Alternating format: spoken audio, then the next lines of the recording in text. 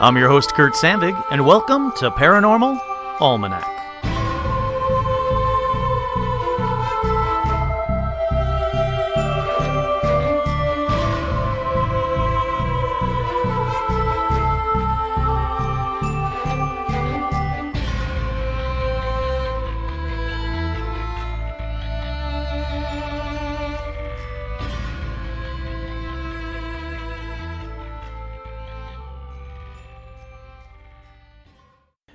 paranormalalmanac@gmail.com, or send them over to me on Facebook, Paranormal Almanac on Facebook. Feel free to private message me or DM me or whatever you call it over there on Facebook.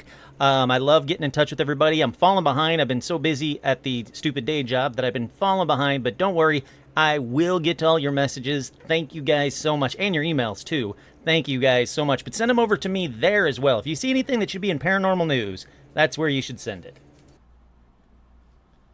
That's right, I'm your host, Kurt Sandvig, and on this edition of Paranormal Almanac, let's take a dive back into a topic that got me a bunch of hate emails, a bunch of I pray for your soul emails, and a bunch of that episode scared the hell out of me emails. But first, before I get to shout-outs, let me just explain why the podcast has been coming out, or these episodes, past couple episodes, have been coming out just a little bit too late. Well, I've got a day job. As much as I don't want to have one, I have one. And that day job has been kicking my ass recently. I worked 60 weeks. I worked 60 hours last week, 60 hours the week before. Trying to do that and this, it got to be a little bit much. But technically, I have not missed a week yet. And I don't want to, jinx that. But we got to get another episode out. And that's this episode right here. So let's move on with shout-outs. That's right, we got shout-outs to Aaron, Angie, Ariel, Austin, Autumn, Brody, Seth, Carolyn, Chuck, Dan, Daniel, Devin, Dill, Drake, Edgar, Elliot, Erica, Aaron, Fabian, Harley, Heidi, J-Mark, Jade, Jamie, Jaime, damn, I almost screwed that up, Jaime, Jason, Jeff, Jenny, Jennifer, Jerry, Jim, Joe, John, Joshua, Kelsey, Kenny, Kira, Kyle, Laura Rutho, Lauren McCune, hey Lauren, Lawrence, Leo, Lindsay, M. Caballero, Maggie, hey Maggie, Michaela, Martin, Matt, Megan, Milo, Nanashi, Nick, Pablo, Peaches the Cat, I love you, Rachel, Reed, Richard, Rosa, Sage, Sarah, Shelley, Suzanne, Todd, Jamie, and Elijah Hendrickson, Travis, Trey, Troy, Veronica, and Vincente. Welcome to all the new patrons. I've got a bunch of stuff for you guys that I've got to get out. I just need some time to actually get it out to you. I also have a bunch of patron messages waiting for me. Don't worry. I'm going to get to those and the emails and to the Facebook messages. I'm slowly getting back to normal here so I can actually start doing some stuff. I apologize for the delay for everything from responding and everything. So if you've messaged me or emailed me or patron messaged me, I promise I will get to it very soon. Okay, with that, let's get over to a whole lot of paranormal news. And this isn't even everything. I actually have, 5 or 6 more stories that I'm saving for the next week's episode, but there is a lot going on in paranormal news. Paranormal news. Ladies and gentlemen, this is Paranormal News.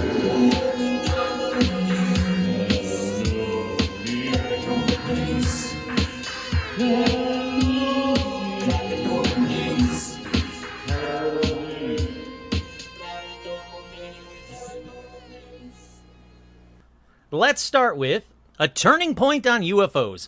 Physicist Michio Kaku, and if you don't know who he is, you really need to learn about Michio Kaku. He is incredible.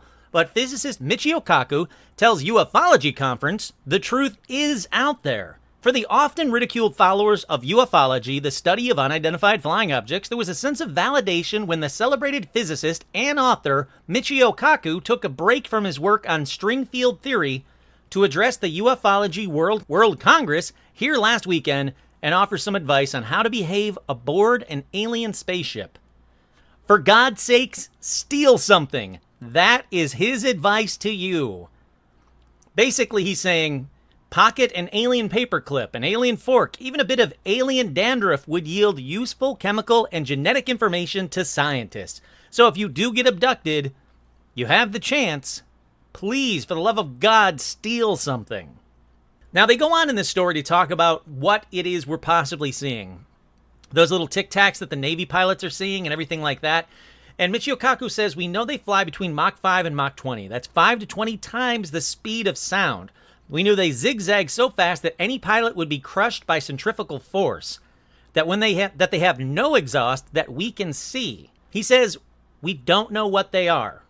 But maybe, just maybe, they are evidence of an advanced outer space civilization. Now, he's saying, could it possibly be a hypersonic drone by either China or Russia or maybe even the U.S. itself? He said, maybe. We know they're working on them, but maybe they are extraterrestrial. So again, if you don't know the work of Michio Kaku, I would love to get him on the show, and I've been trying for a while. But B, you got to look into this guy. This is a well-known physicist who actually keeps an open mind about the paranormal. And that's all I ask of anybody. Just keep an open mind. Nobody knows everything, so just keep an open mind. Okay, up next, Americans skeptical of UFOs, but say government knows more. Well, that's pretty obvious. This story is all about 33% of U.S. adults believe that some UFO sightings over the years have in fact been alien spacecraft visiting Earth from other planets or galaxies. The majority, 60%, are skeptical, saying that all UFO sightings can be explained by human activity or natural phenomena, while another 7% aren't sure. And 16% of Americans say they have personally witnessed something that they thought was a UFO, while the vast 84% have not. So it's a great study just looking into Americans and figuring out how many have seen a UFO, how many believe in UFOs, how many believe those UFOs are extraterrestrial, and just getting some data on it, on what we think now. I think it's really important to note that this is up 47% from 1996. So the public are either starting to believe or have figured out that, scientifically speaking, we're not alone. We can't be alone out there. So who's to say they aren't coming here?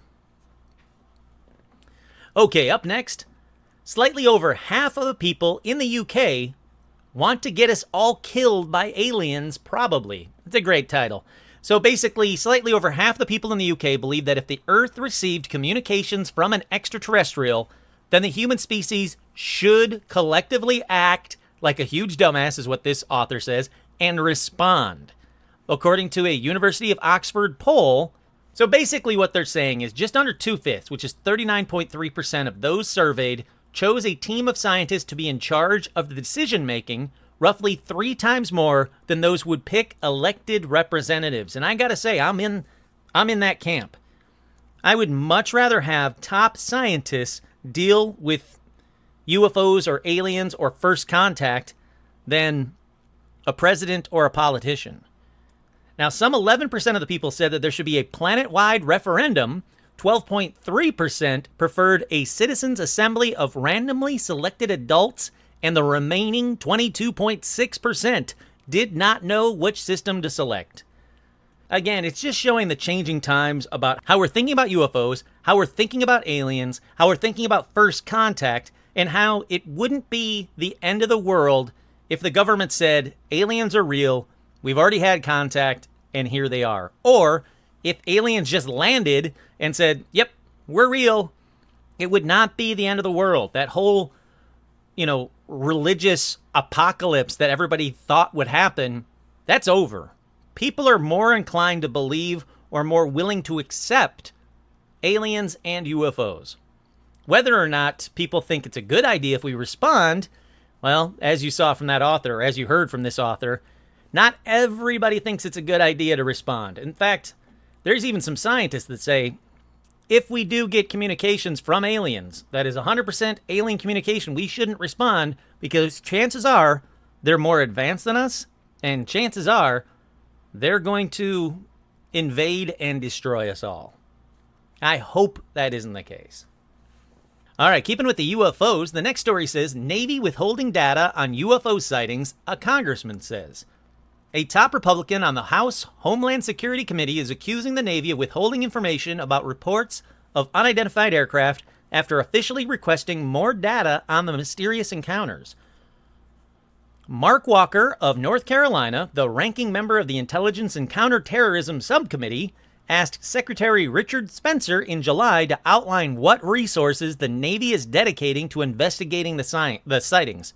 He also asked if officials have found physical evidence to substantiate the claims and whether they're aware of any foreign nations or private companies that have introduced breakthrough technology that could explain them. So now we have politicians working for us to find out more. Every politician that stands up and says, I want to know the truth, is going to help us just by a little bit. Whether we ever get the truth or not, that's another question. But the more people asking the questions, the more top-ranking people asking the questions, the better. Alrighty, up next, scientists find significant amount of eel DNA in Loch Ness. People love a mystery. We've used science to add another chapter to the Loch Ness mystique, said team leader Professor Neil Gemmell, or Gemmell, I think it's Gemmell, a researcher with the University of Otago.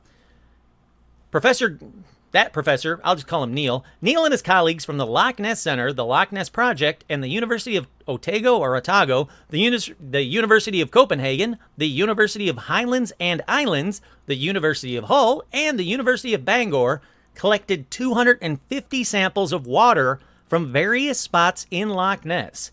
eDNA from each sample was captured, extracted, and sequenced, then compared against genome databases to reveal a comprehensive picture of life present in the lake, examining the bacteria, the fish, and everything else in between. Now, it keeps going on with all this mumbo-jumbo, science mumbo-jumbo. Basically, they think that the Loch Ness monster, Nessie, it's not a monster, is a giant eel. And that's not the first time that this has been brought up, but this might be the first time that we're a little bit closer to saying it is definitely what it is. They're thinking 100% it's an eel. It's not a plesiosaur. It's not a shark. It's not a catfish. But we won't know. Well, at least we won't know until that Loch Ness show comes out. Until then, we probably won't know. And in a companion piece, CNN did the exact same story. Scientists have made a discovery that might help resolve the mystery of the famous Loch Ness Monster in Scotland. But I just put that on here because I wanted to show you guys that multiple sources are checking in on cryptids, on UFOs, on aliens, but so far no Bigfoot. Oh, but wait, because the next story is North Carolina man claims he spotted 3 Bigfoots. Is it Bigfoots or Big Feet? The man recorded nearly 10 minutes of what he described as an encounter with 3 Bigfoots in the foothills. Doug Teague said he shot the video 2 weeks ago while retrieving game cameras he set up in a wooded area of McDowell County. Teague said he was walking back to his truck with his dog Crazy Daisy when the encounter happened. A rock was thrown. My dog chased it. I just kind of stopped, took the phone out, and gazed the hill. He said that's when he spotted 3 different Bigfoots watching him from a hill. He said he recorded about 10 minutes of video during the encounter, and he shared a snippet of it with NBC Charlotte. I was like a giddy school kid, he said, just nervous, heart beating, it was crazy. Now, he's a member of the Catawba Valley Bigfoot Research Club in McDowell County. The county's considered a hotspot for Bigfoot sightings, though the path leading to this larger-than-life creature often goes cold, it says. Scientists argue that there is no evidence Bigfoot, bullshit, and consider it a myth, bullshit. There's probably a lot more evidence than people realize. People hide it. They don't want people to ridicule them. I'm kind of with them on that. Hopefully, that kind of ends. Let me see if I can play the video for you. There we go. All new tonight at 6, social media is buzzing after a Hickory man says he captured something amazing on his cell phone camera. Video of Bigfoot. Yeah, he recorded this video in McDowell County where several people reported seeing the creature over the years. NBC Charlotte's Brandon Goldner spoke to the man who described his experience. Despite the signs outside his Hickory home, crazy. Doug Teague and Crazy Daisy strayed away from the wooded trails in McDowell County. He was grabbing some cameras he had set up, hoping they recorded images of a longtime fascination, Bigfoot. As he was walking back to his truck, then a rock was through. She chased it. I just kind of stopped, took the phone out, gazed the hill, kept looking. He's still up here. Not just one, he says 3 different Bigfoot stared at him from the hill. This is just a snippet of 10 minutes of video Teague says he recorded. He's moving. Just describe to me that moment, just emotionally, just... Like a giddy school kid. Just nervous, heart beating, it was crazy. He's a member of the Catawba Valley Bigfoot Research Club. McDowell County is considered a hotspot for these sightings, though the path leading to this larger-than-life creature often goes cold. Scientists say there's a logical reason for this. There's no evidence Bigfoot exists. Bullshit. Teague disagrees. They're real. They're there. As does Vicky Cook. It went in front of my camera. Earlier this summer, she shared this grainy video taken outside her Cleveland County home. Screamed. I didn't know what it was. I didn't that see thing anything. was tall. With big feet to boot, both Cook and Teague took casts of the creature's feet. There's probably a lot more evidence than people realize. Some will scoff, but others, like Cook, Teague, and even his granddaughter, He's moving, he's moving, he's moving. believe. In Catawba County, I'm Brandon Goldner, NBC Charlotte. All right, so that's a very cool story. I'm going to throw that video up onto Facebook as well. I got to say, it's through the woods. It's behind a tree. It's not 100% clear. But that being said, it doesn't really look like a bear to me, because that's usually the most common thing, is that people see bears walking on 2 legs. They immediately go, oh my God, it's Bigfoot, because bears can't walk on 2 legs. We all know that's not true. But looking at this video, it looks like a gorilla, basically. It looks like he's looking at a gorilla behind some trees. It's got that big slope forehead, which, sounds more like a Bigfoot than a bear to me. But I definitely want to see the full 10 minutes. I'm going to see if I can find that as well. I'll throw that up on Facebook. But any story where someone can see Bigfoot, I'm all about. Okay, this next story is telescope detects 100 mysterious radio signals from 3 billion light years away. A telescope in China has detected 100 mysterious radio pulses from 3 billion light years away. The fast radio bursts were detected by the 500-meter Aperture Spherical Radio Telescope, also known as FAST, and are currently being analyzed to discover how they were generated, according to Chinese publication Xinhua. Fast radio bursts are bright pulses of radio emissions mere milliseconds in duration, thought to originate from distant galaxies. Theories for how they are generated range from highly magnetized neutron stars blasted by gas steams from a nearby supermassive black hole, to signatures of technology developed by an advanced civilization. The FAST team were studying a fast radio burst source known as FRB 121102, first spotted in 2015.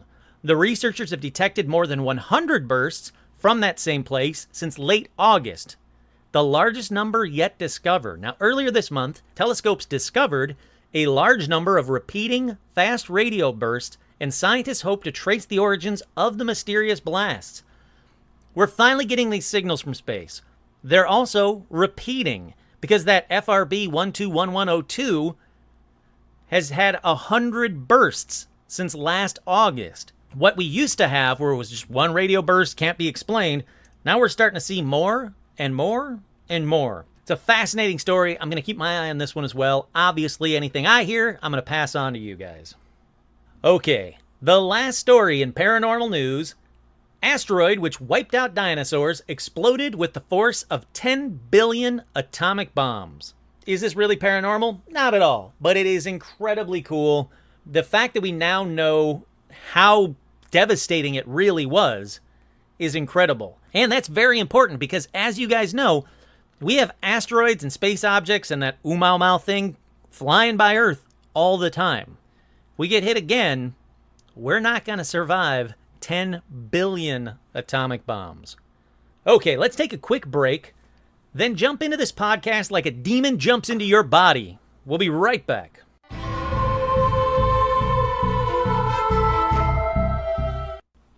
Okay, we are back. Who's we? Me and Stitch, or me and a demon in me? Who knows? But like I said at the beginning, the last episode I did about possessions got a lot of people worried about me. They said, listeners, that's they said that me talking about possessions is opening myself up to them. So let me say this little statement. I do not want or need a demon possessing my body. I do not give permission for any demon to possess my body. I have enough problems, so demons look elsewhere, because I don't have the popularity or the status to help you in any way, shape, or form, and basically just like taking naps with Stitch and relaxing. I do not need a demon. I got enough problems. Okay, with that said, let's take a look at a few more possessions, and on this one, let's also take a look at possible possession cases that resulted in real people's tragic and most time brutal deaths. So consider this your parental warning. This episode is probably not for younger listeners. In a little bit, I'm going to be talking about a lot of very sad, very brutal deaths that were supposedly because of the devil or possession. First up is Arnie Cheyenne Johnson, who is a 19-year-old guy living with his fiancée and her brother, her younger brother, in Brookfield, Connecticut. Now, Arnie's case is known as the Demon Murder Trial, so let's get to that first. Because shortly after 6 p.m. on February 16th, 1981, Arnie repeatedly plunged a 5-inch pocket knife into his fiancée's boss/landlord's chest. Then, at his trial, Arnie pleaded not guilty because he says he was possessed by a demon, and it was the demon that killed the boss, not Arnie. The defense then went on to say that the demon not only possessed Arnie, but it first possessed David Glatzel. That was the 11-year-old brother of Johnson's fiancée I was talking about earlier. Now, he was living with the couple prior to the murder, so now let's move over to David's possession. Remember, 11-year-old kid. So about 6 months before that murder I was just talking about, David awoke in the night. Now, he was crying, and he said he was visited by a hideous creature. He described it as being a man with black eyes, big black eyes, a thin face with animal features and jagged teeth, pointed ears, horns, and hoofs. Hooves. Not hoofs. Come on, Kurt. Hooves. So either he was visited by a demon, or it was a case of sleep paralysis. Now, the demon said one word only to David. Beware. After this, the demon would knock things over, David would hear disembodied voices, noises would come from the attic, and every time David told his family the demon was there, they would find deep scratches appear on the front door of the family's home and also on David's body himself. David said the demon said he was there to take David's soul. David began to see the demon while he was awake after a little while. Now, he claimed it would appear as an old man with a white beard dressed in a flannel shirt and jeans, which, frankly, doesn't sound too scary or paranormal to me. Now, if all of a sudden an old man with a white beard dressed in a flannel shirt and jeans just like popped into existence right next to me, yeah, it's kind of scary. But if David is just seeing some old guy with a flannel shirt, like, relax just a little bit. Now, David's sister Debbie, that's the fiancée I was talking about earlier, said that David never had any interest in the paranormal and, quote, he never liked anything spooky, not even scary comic books. So they had a priest visit the house and he spoke with David. Now the priest blessed him and then blessed the entire house, but all that did was seem to piss off the demon. In fact, it made things worse to the point where David would be possessed nightly and the family had to take turns keeping an eye on David at night, who would wake up every 30 minutes having seizures. David also began to hiss at his family and speak in multiple voices. Now, I want it known right here. They say multiple voices, not languages. Just voices, like high pitches, low pitches, weird pitches, whatever. Again, spoiler, I cannot find one documented case of possession where someone was actually speaking a different language they didn't know and speaking it fluently, not just repeating Latin back to the priest or anything like that. But anyhow, back to David. Now, David also randomly started to quote Paradise Lost. Why? Who knows? Did David ever read it? Doesn't say. Why was that a big deal? No one really goes into it, but they wanted it known that he would randomly start quoting from Paradise Lost. So guess who got involved? That's right, Ed and Lorraine Warren, because of course they did. Now, Lorraine said she encountered a black misty form, and she said, I saw a black misty form next to him, which told me we were dealing with something of a negative nature. Now, throughout their visits, David made numerous references to murder and stabbings. Now, this is David. This is the 11-year-old. We're not even back to Arnie yet. I just wanted to keep it all clear for you because it gets kind of muddled for a little bit. So you got an 11-year-old kid quoting Paradise Lost, talking in funny voices, and telling everybody about murders and stabbings. Now, soon David started complaining that invisible hands were choking him, and they found actual red marks on his neck. Right when he said, "Oh my God, I'm being choked," or whatever, they could see the red marks appear on his neck. He said that he had the feeling of being hit. Okay, here's the hard part. Depending on where you get your information, most sites say that either the local diocese got involved and performed an exorcism, or that the Warrens, along with 4 priests, held 3 exorcisms on David, and they found 43 demons inside him. Also, that Arnie got more and more worried and said that he started to taunt the demons during the exorcisms to enter his body and leave the boy alone. Now, according to him and the defense, this is exactly what happened. Debbie said that for months after that, Arnie would go into a trance. She said he would growl and say he saw the beast. Later, he would have no memory of it. It was just like David. So, David gets better. Arnie, he's getting worse. He's starting to act like David did. Then 6 months later, as you already know from the beginning of this story, Arnie killed the boss/landlord while he, quote, growled like a beast. Now, if this wasn't weird enough for you, the defense called people from the neighborhood up to give testimony. And according to some websites, but still, take it with a grain of salt, but according to some websites, the testimony from the neighborhood people said that they had seen an apparition with demonic eyes and beastly features. So, could it... see, this is the tough part about that one. Yeah, that's really weird that you could find people from the neighborhood that would give testimony on the record that they had saw something, an apparition with demonic eyes and beastly features. But they could have also been led by the defense. The story obviously got out real fucking quick. What happened with Arnie and how he murdered or butchered that guy with a freaking 5-inch pocket knife, saying he was possessed by a demon. So who's to say a couple of people that weren't 100% weren't asked to do testimony by the defense? Well, ultimately, the defense lost anyway, so it doesn't matter, and Arnie served 5 years for the murders. Now, there's no word on what happened to the demon possessing him after the murder, though. They never said, did Arnie wake up and he's fine now? They never said, hey, David got the demon again. Nothing was ever spoken again about the demon. But the story became a made-for-TV movie called The Demon Murder Case, and it was starring Kevin Bacon and Andy Griffith. They also had a book called The Devil in Connecticut. Now, I'll be honest, I've not seen the movie or read the book yet, but I'm very interested in both because, it's Kevin Bacon, and plus, I'd just like to read this book. It's pretty weird. If it had just been Arnie, if David wasn't involved in this story at all, if it was just Arnie saying all of a sudden he got possessed by a demon and he started stabbing a guy, I really wouldn't put too much credence into the paranormal. I'm going to tell you a bunch of tales very similar to that about people who did that. They said, oh, the devil made me do it. But this one with David, who was an 11-year-old who didn't care about the paranormal, starting to freak out, saying he was going to stab and kill people, being possessed, having an exorcism happen, this one seems more valid than some of these on this episode. I can't 100% say that Arnie was possessed. I can't say what his mindset was when he stabbed that guy in the chest, but it does seem weird. I gotta admit, this one seems a little bit more paranormal and a little bit more creepy than I would like. All right, one weird story done. Let's move on to the next one.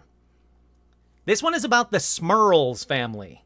S-M-U-R-L-S, the Smurls family. Now, they're from Pittston, Pennsylvania, and this one takes place in the 70s. Or it starts in the 70s, I'll put it that way. The Smurls were a family of 6. The folks, Janet and Jack Smurl, and 4 daughters, Dawn, Heather, and twins Shannon and Karen. Now, Hurricane Agnes flooded their home in 1972, so the Smurls moved in to Jack's parents' duplex. So the very first paranormal thing they said happened was a strange stain on the carpet when they moved into the duplex. They said they moved in, the carpet was clean. Then all of a sudden, there was a strange stain on the carpet. All right, let's stop right there. Relax. You have 4 kids. Carpets get stained. Not only that, but if I clean my carpet right now and I come back a month later, some of those stains come back. It's just carpet stain. It wasn't a demon.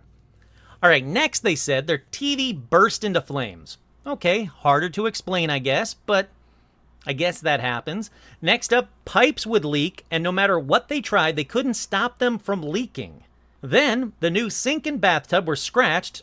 Let's pause right there again. This could be paranormal, or it could be the problems you get from living in an old home. Did I mention that this particular duplex, they lived in half of it, and Jack's parents lived in the other half. This particular duplex was built in the 1800s. Now, so far, I'm not impressed with the paranormal parts of their story, but it does get a little better because in 1975, Dawn, who is the oldest daughter, began telling her parents she saw people floating around her bedroom. Okay, now we're talking.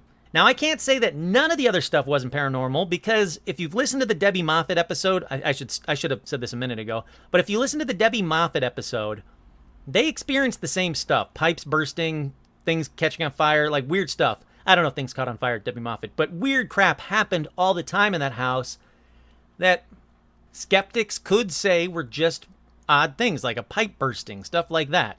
Now, I 100% believe Debbie. So how can I say this isn't paranormal? Up until this Dawn part about seeing floating people, though, I wasn't really convinced. All right, so then the entire family started hearing disembodied footsteps, and unplugged radios would suddenly turn on and start blasting music louder and louder and louder. Now I'm thinking paranormal. The bedroom dressers would start opening and closing harder and harder, and also the family started smelling rotting flesh. Now, skeptics, yes, I hear you on this one. Something could have crawled under the house and died.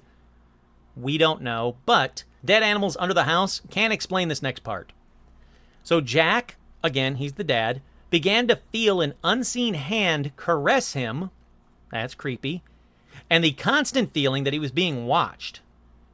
Okay, so now the family, who for some reason are still living there, I don't know how long it takes to fix the flood damage or whatever, but they're still in the house, and now it's 1985. That's right, 13 years after the flood, they've been dealing with these weird, paranormal, creepy, touchy, caressy things happening the whole time.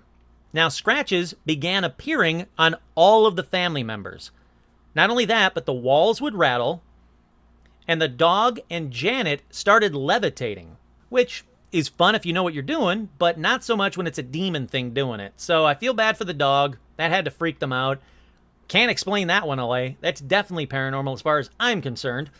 Here's the other odd thing. Jack's parents, like I said, they were living next door in the duplex, the combined duplex. So they had a shared wall. They often heard insults, screams, and other loud noises emanating from the family side of the duplex. However, nothing ever happened in their part of the duplex. Now, moving on to 1986, guess who was called? That's right, 2 for 2, it was the Warrens. Now, Ed Warren said the Smurls are truly a family coming under a visual attack. The ghost, devil, demon, whatever you call it, is in that home. The Warrens called in an exorcist who, just like the last story, all it did was piss off the demon. During the time of the exorcism, several family members reported being sexually violated, and the whole family complained that the demons were making them feel ill. Janet said she had been sexually assaulted by the shadows she had seen. One of the twins, Karen, suddenly fell ill and nearly died from some unexplained infection. Shannon, the second twin, also apparently was sexually assaulted by the demon as well. Now, Janet and her mother-in-law had traces of beatings and bites all over their body. So basically, it was an all-around fucked up demon situation. Again, another exorcism was tried. Didn't do anything but piss off the demon even more. Then a third one was attempted, but this time with several priests as well as a group of parishioners from a local church. And this exorcism, it seemed to work. For a while anyway, it seemed to work because paranormal crap started happening again. It all quieted down to nothing. They had nothing happening. They were like, woof, all right. Finally, this exorcism, the demon's gone, we're all good. And it started ramping up again. But this time, thankfully, the family got smart and got the hell out.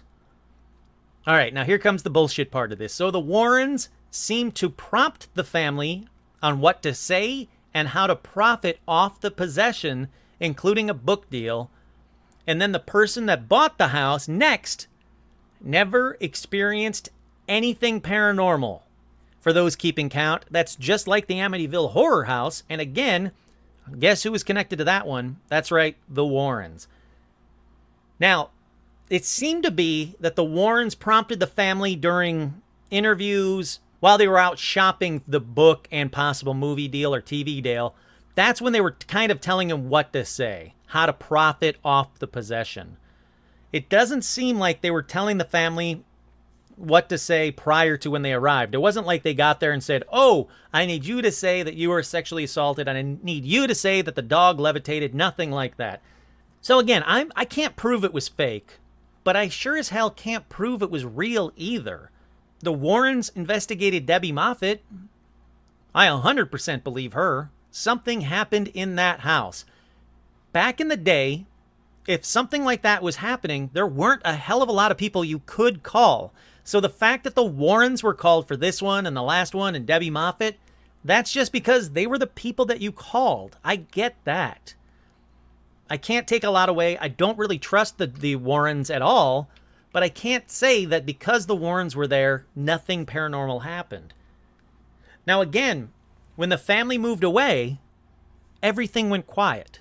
So was it connected to that house? And if so, how come the next person that moved in there didn't have any issues at all? How come Jack's parents on the other side of the shared wall, they never had anything happen?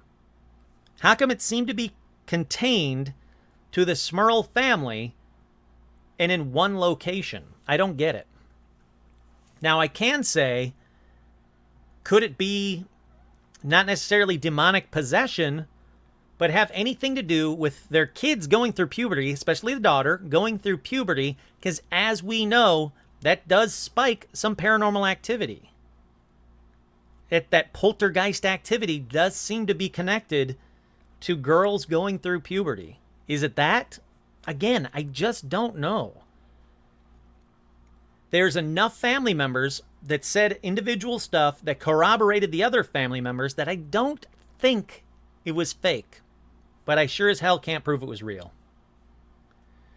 Okay, up next is possibly one of the most famous killers who swore he did it because of the devil. Do I personally, Kurt, do I believe he was possessed? Nope, not even remotely. But because he is connected with the devil and being possessed and killing people, I wanted to add him to this episode. I personally don't think there's anything paranormal about him. His name is David Berkowitz, or as he's most commonly known, the Son of Sam. Now, I'm not going to do a huge Son of Sam, my favorite murder type, beat for beat, what happened with him, but I'll give you a real quick backstory. It was New York. It was 1976. Sam Berkowitz murdered 6 people and wounded 7 others. He shot them. And it wasn't until his admission into Sullivan Prison. Oh, spoiler, he was found guilty because, well, he did it. But it wasn't until he was admitted into the prison that he really started talking about how he had joined a satanic cult 2 years earlier. No, I'm sorry, a year earlier in 1975. Yes, from the get-go, as soon as they caught him, he started saying that he was told to kill the people by his neighbor's dog. Yep. He said that the dog demanded the blood of pretty young girls. Now, I love dogs, but that seems like a pretty seriously bad dog. All Stitch demands are belly rubs, walks, an occasional car ride, obviously whatever food I'm eating, and he'll bark every now and then during an episode, but he has never demanded the blood of pretty young girls. He went on to say that his neighbor Sam's black Labrador retriever, Harvey, was possessed by an ancient demon and that it, quote, issued irresistible commands that Berkowitz must kill people. Hey, you know what? David Berkowitz was a nut job. He had no telltale signs of possession, and in case I have to add it here, The dog Harvey was a normal, regular dog that didn't command anyone else to do anything stupid. He lived a life of a nice dog, regular, normal, everyday dog. Nothing demonic ever happened or ever was seen coming from Harvey, despite what some bullshit sites tell you. He was just a dog. David Berkowitz was just a nut job. So, again, I wanted to add this one on here, even though I don't personally believe that he was ever possessed or that the dog was possessed. But this leads me to people who all of a sudden commit horrible acts of cruelty and blame it on being possessed or blame it on the devil. All right, you ready? Let's settle in for some fucked up stories about horrible people. First up, April 1994. Nicholas Sogunro, I don't know, Sogunro, Sogunro, of East Ham, East London, became convinced that his fiancée was possessed by the devil when she refused to marry him. Because, women don't have enough problems with men as it is, so let's, invent some bullshit. So this dumbass, Nicholas, who can't take a hint, locked her in the bedroom and starved and beat her for 14 days. The only food he would allow her to have was communion bread and wine. Now, sadly, she died from this. Again, let me say this very clearly. These next bunch of stories don't end happily. They're fucked up stories by fucked up people. Now, when Nicholas realized he had killed her, he tried for 3 days to resurrect her like Jesus. Then he hid her body in the back of a church for a year. He was jailed for only 6 fucking years. This fucking monster that, killed his girlfriend, fiancée, whatever you want to call her, because she refused to marry him. He was only jailed for 6 fucking years. Okay. Now that you get what I'm talking about by the devil made me do it kind of people, here we go. Up next is John Jenkin from Cumbria, England, who started telling people his fears that he would kill his mother. This one's a little bit different. He was actually worried that he would kill his mother, and he started letting everybody around him know. So he gets a little freaked out. He's really worried that he's going to kill his mom. He's not in this, clear state of mind. He approached a van driver, put his hands in the air in a surrender motion, and cried, "I am armed, but it's not in my hands." Jenkins then tried to end his own life by drowning himself in a river. Now, that didn't work, and he was discovered later that day, smeared with his own blood after cutting himself with shells from the shore. Not surprisingly, Jenkins was admitted to a psychiatric hospital. However, staff judged him as low risk and then eventually released him. Later that evening, he confessed to a bunch of his friends that he was possessed by demons. He also said, "I am the devil, I need to confess." No one believed him or attempted to stop him, sadly, and as you might have guessed, the following morning, Jenkins butchered not only his mother, but his mother and sister with an axe. What is it, Stitch? Do you demand the blood of pretty young girls? Yeah? All right. Maybe later. I got to do the podcast. Okay, so after the killings, Jenkins was found naked, crouched behind a bench, acting crazy. When a police officer asked John if he had taken anything, he simply replied, "Lives." Obviously, he was arrested, and it wasn't until his trial that they found out his sister Katie had confided in a friend that she was, quote, really worried about her brother the night before he killed her. She told a friend, quote, he didn't seem like her brother, and he didn't look like her brother anymore. He was not really talkative, and then when he was looking at her, it was not John's eyes, it was almost as if it was someone else. All right, that one is a little different. That one I tend to believe, it could be just a psychotic break, but there does seem to be a little bit of demonic possession that could possibly be the reasoning behind that one. Okay, up next, January 1998. Charity Miranda, who was only 17 years old, was suffocated to death with a plastic bag by her mother and sisters after they did an unsuccessful exorcism on her. The woman had recently embraced Santeria, which Charity completely resisted. She didn't want to join it. She didn't care about Santeria. That seemed to piss off the mom and the sisters. And when she developed the flu after resisting Santeria, her mother was like, yep, that's it. It's demonic possession, and began the exorcism. The mother was found not guilty on grounds of insanity. Next up, in July 1996, 5-year-old Brianne Spickard of Baldwin Park, Los Angeles. That's right. I'm going to talk about a 5-year-old. So if you want to click the skip button, that 15 seconds forward button, do it twice so you don't have to hear what happens, okay?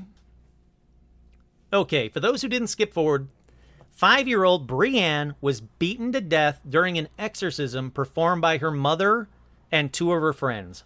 All 3 of the women who were taking methamphetamines held the girl down and whipped her with the cheese board for 2 hours, stripping away several layers of skin and eventually killing 5-year-old Brianne.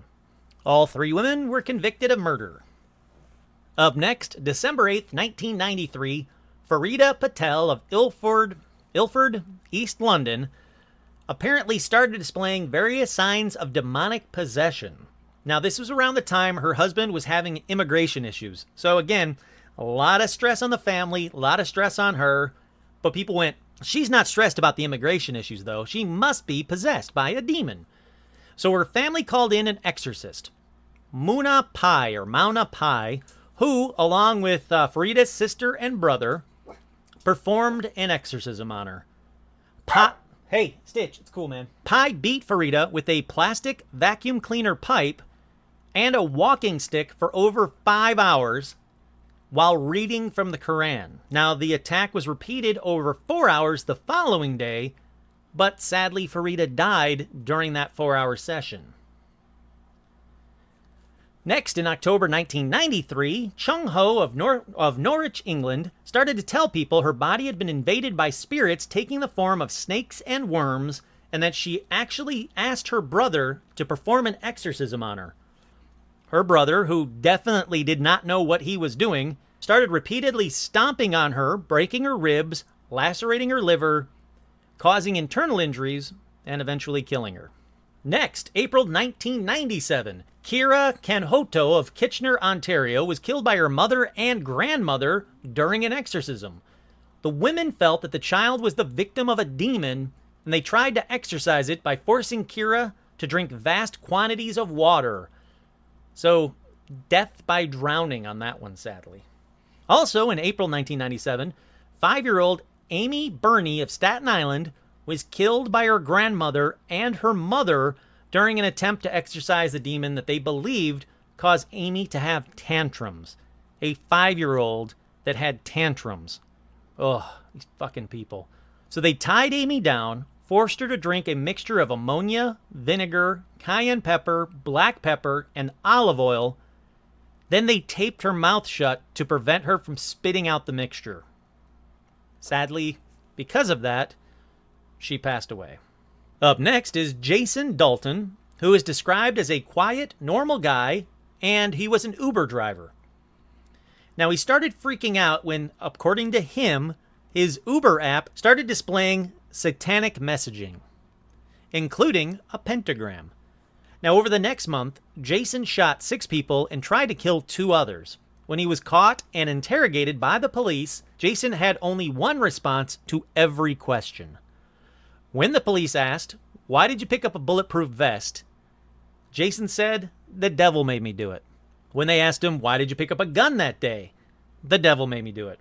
"Why did you kill these people?" "The devil made me do it." And during his preliminary hearing, he made several verbal outbursts until he was dragged from the courtroom. And this was during one of the witnesses that he attempted to kill that was still alive. When she was giving her testimony, he started freaking out to the point where she started to cry. She was all scared and worried. They had to drag him out of the courtroom. He was found guilty. Next, in August of 1994, Hoda and Abir of Egypt punched their mother to death. The daughters claimed their mother was possessed by a jinn and said incomprehensible things. Those daughters were sent to a state mental hospital. May 1994, Lindsay and Janice Gibson were charged with killing their son. Now, Janice had become convinced that she was God.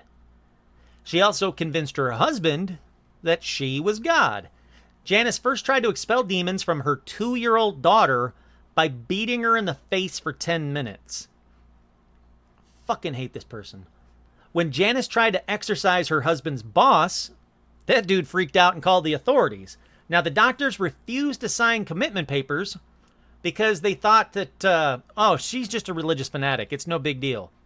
Again, she beat her daughter in the face for 10 minutes. Now, the next day, Janice convinced her family, and especially her 12-year-old son, that they were all surrounded by demons, and they fed them a hearty meal and then forced them to vomit the just consumed food. So, she's a fucking whack job. Why her husband never stopped her, he's a fucking whack job. All right, so that 12-year-old son, well, she kicked him out of the house naked into the cold. Later, while her husband restrained the boy, Janice beat him repeatedly in the head with a concrete block. When police arrived, she shouted, "He's already dead. We killed him, you stupid man, just like the first Jesus." Both her and her husband were found not guilty by reason of folie à deux, which is a rare psychiatric syndrome or psychosis, particularly a paranoid or delusional belief that is transmitted from one individual to another. Fuck both of them. Okay, April 1996. Somai Champanya of Udon, Thailand, agreed to a ritualistic beating. Wait, before I get to that. Somai Champanya. Pretty sure I said that name right. I just want that on the record. Okay, back to the fucked up terrible story. Agreed to a ritualistic beating to her head and genitalia with a stingray tail by a shaman to exorcise evil spirits. After the exorcism began, she changed her mind, obviously, because that's a stupid thing to ask someone to do to you, and only to be abducted later by the same shaman who continued the ritual until she was dead. That shaman was charged with murder. Okay, well, that's enough of that part of the episode. If you've been skipping ahead because I keep telling you fucked up stories, you can stop for a little bit because I no longer have any more of those stories for this episode. Let's break it up, though, with a little Pope story for you. Now, it comes from a video of Pope Francis greeting and blessing disabled people in Rome in May of 2013. So, 2013, Pope Francis is there. He's blessing disabled people when all of a sudden he stops at one boy in a wheelchair. He pauses, then he places both of his hands on the boy's head, and then the boy starts, I don't know, shuddering or screaming or growling or gasping or whatever. But eventually he relaxes back into his chair. Now, you can't really hear anything but organ music, but let's take a quick listen, and then I'll throw this video up on Facebook page just to kind of see what you guys think. Is this an exorcism, or is it just Pope Francis trying to bless a disabled kid? I don't know. It does seem like something weird is happening towards the end of it, though. All right, Pope's there, grabs his hand, or puts his hand on this kid's head while he's shaking the other hand. All of a sudden, both hands are on the head.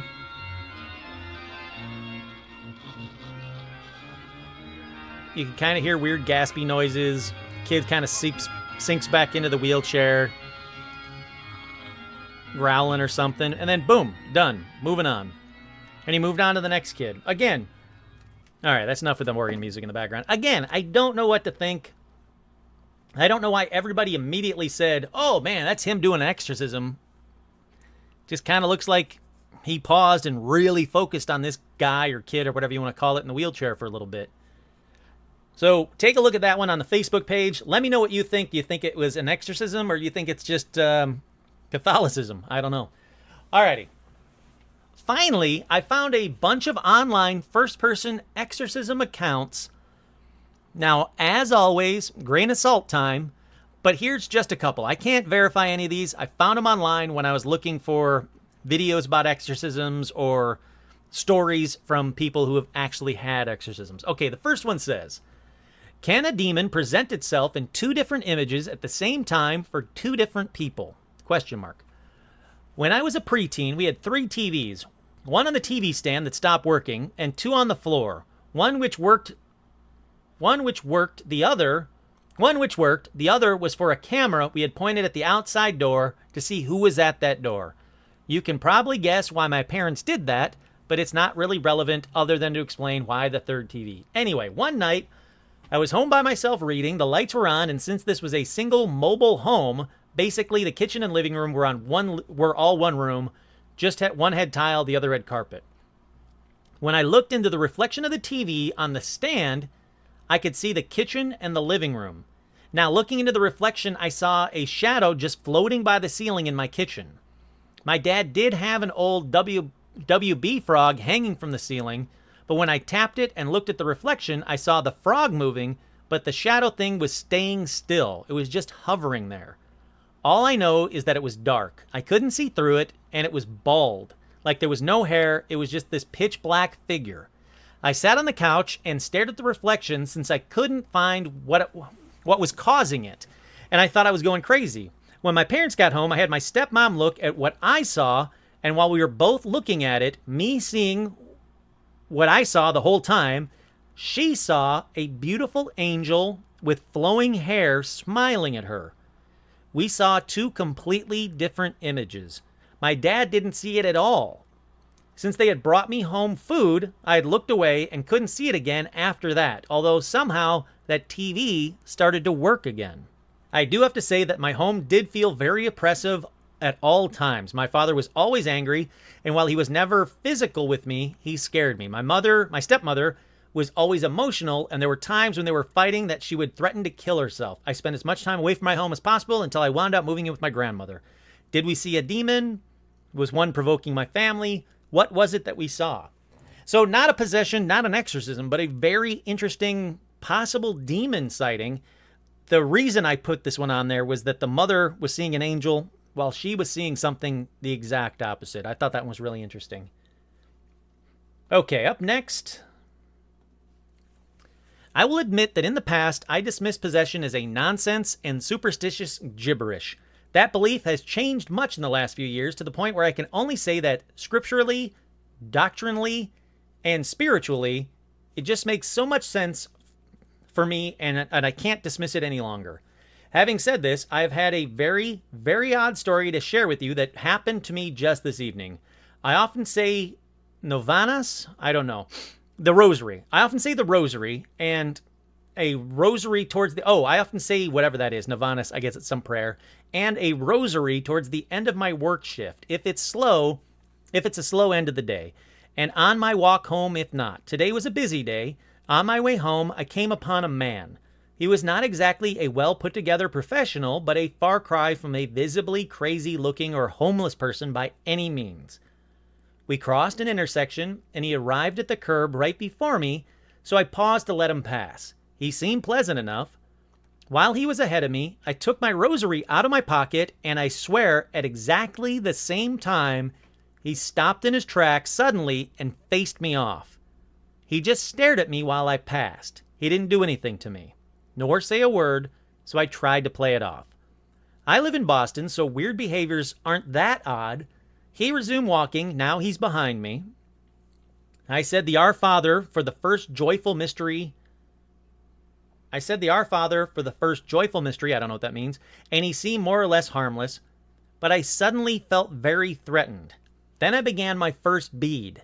Bear in mind, all of this silently. I'm not speaking out loud. Hail Mary. No sooner had I voiced this in my mind, he lunged behind me, let out an angry cry, and whipped the strap of the bag he had on his shoulder at me as hard as he could. The metal buckle left a stinging welt on my arm that I can still see hours later. After this, he abruptly turned on his heels and walked calmly away, not even acknowledging me. I was too surprised by the sheer bizarreness that this man suddenly exhibited to even respond until I saw him calmly walking around the corner and disappear.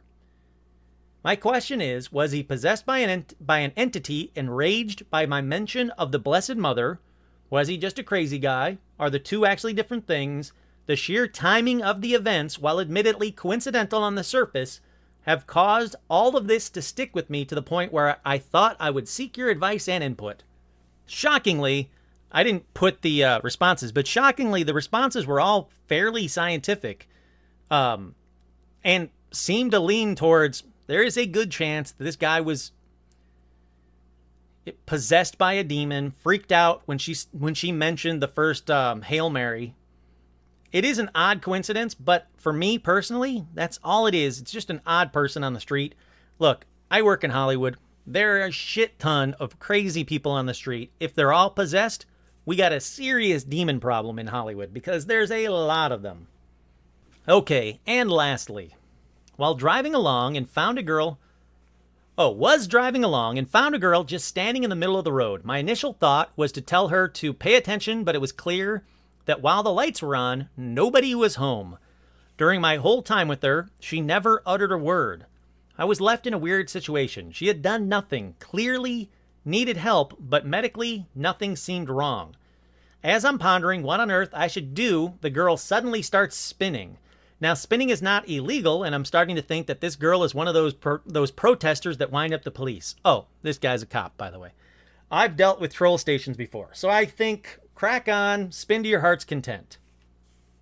Then she loses her balance and falls, whacking her head on the side of the police car. Great. So I call an ambulance, but she seems fine. Still not talking, but she's looking up at the sky. It's a really nice day, so fine, enjoy the sun, I thought.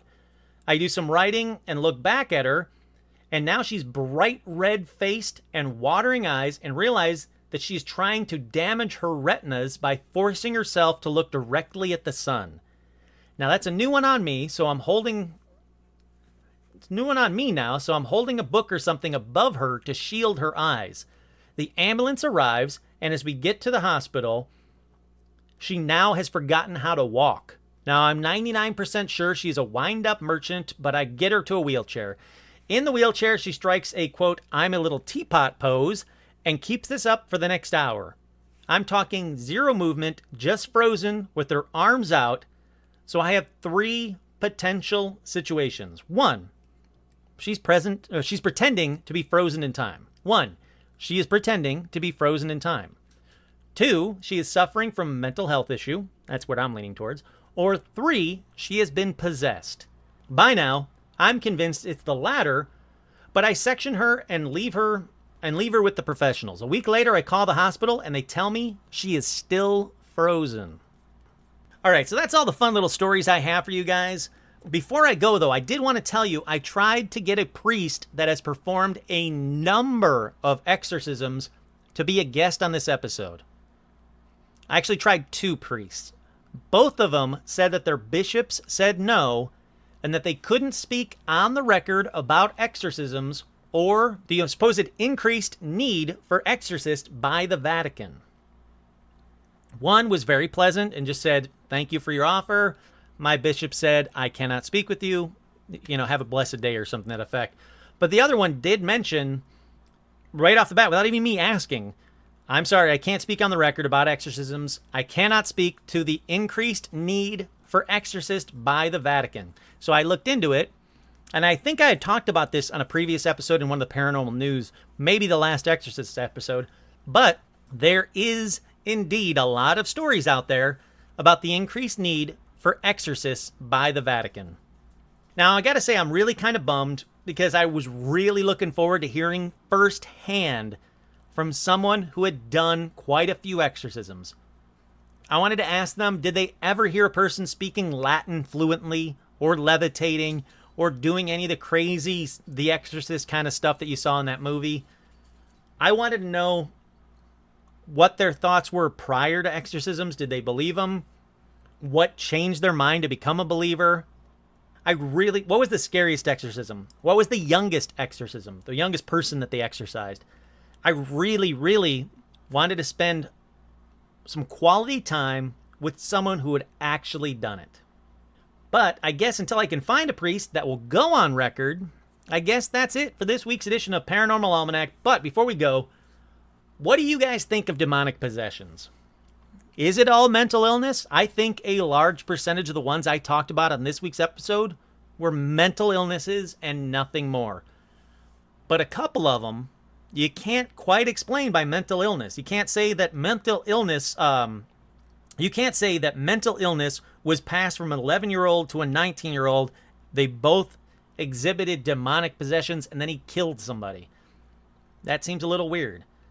There's a couple on here that I don't think that mental illness explains everything. I really don't.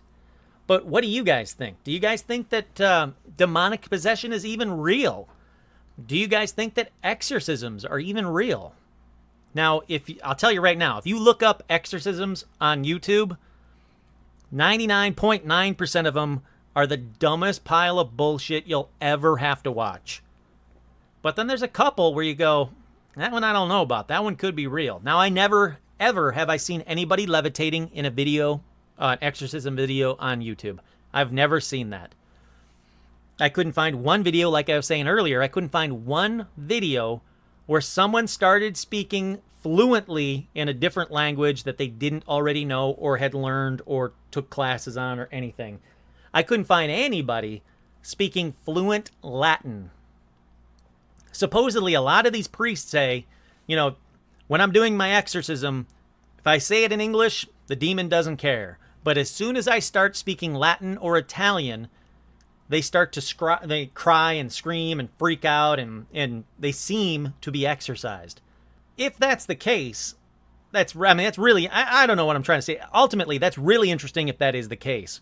Why is English not important to a demon where Latin is? I mean, I know it's the freaking language of God back in the day, supposedly, but I have never found a video yet of anyone speaking a different language fluently. It just hasn't happened. Until I can find that video or recording or talk to a priest where it's actually happened, I just don't buy that part of it, and I think that part's bullshit. But what do you guys think? I hope you guys liked this episode. I'm sorry again that it took so long to get this one out. I know it's a few days past due. I apologize. I'm hoping, fingers crossed, my work schedule kind of goes back to normal and I can actually start getting the episodes to you, because I've got a lot of work to do preparing for episode 100, which is coming up very soon. Very soon. Scarily soon. Okay, once again, I am your host, Kurt Savig, and this has been another edition of Paranormal Almanac.